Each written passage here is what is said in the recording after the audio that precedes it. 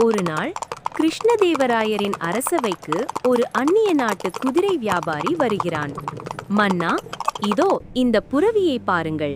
இது சாதாரண குதிரை அல்ல, மின்னல் வேகத்தில் பறக்கும் அரேபிய குதிரை. என்னிடம் இது போல 500 குதிரைகள் உள்ளன. நீங்கள் விரும்பினால் உங்கள் படைக்காக அனைத்தையும் கொண்டு வருகிறேன்.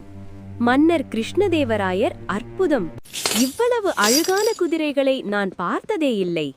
அமைச்சரே, இந்த வியாபாரிக்கு இப்போதே 5000 பொற்காசுகளை முன்பணமாக கொடுங்கள்.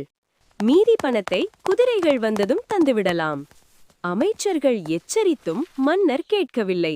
முன்பின் தெரியாத வியாபாரியிடம் பெரும் தொகையை கொடுத்து அனுப்பினார். நாட்கள் கடந்தன, வாரங்கள் ஓடின. ஆனால் அந்த வியாபாரி திரும்பவே இல்லை. ஏன் இன்னும் அந்த வியாபாரி வரவில்லை? ராமன் எங்கே? அவனை அழைத்து வாருங்கள். மன்னர், ராமன், என்ன செய்து கொண்டிருக்கிறாய்? எங்கே உன் கையில் இருக்கும் அந்த ஓலை?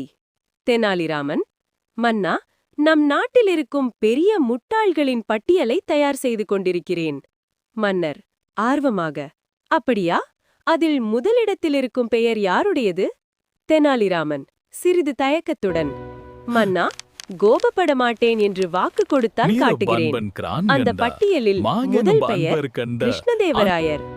மன்னர் ஆக்ரோஷமாக, ராமன், என்ன தைரியம் உனக்கு? என்னை முட்டாள் என்கிறாயா? எதற்காக என் பெயரை எழுதினாய்?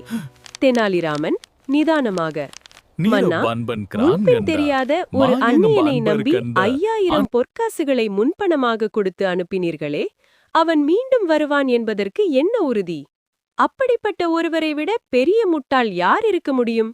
மன்னர் சற்று யோசித்து, ஒருவேளை அந்த வியாபாரி உண்மையாகவே குதிரைகளுடன் திரும்பி வந்துவிட்டால் அப்போது என்ன செய்வாய்? தெனாலிராமன் சிரித்துக்கொண்டே, அப்படி அவன் திரும்பி வந்தால் உங்கள் பெயரை அந்த பட்டியலில் இருந்து அழித்துவிட்டு அந்த வியாபாரியின் பெயரை முதலிடத்தில் எழுதுவேன் மன்னா. தெனாலிராமன், ஏனென்றால் ஏமாற்றிய பணத்துடன் தப்பிச் செல்ல தெரியாமல் மீண்டும் உங்களிடமே வந்து சிக்குகிறான் என்றால் அவனை விட பெரிய முட்டாள் யாராவது இருக்க முடியுமா?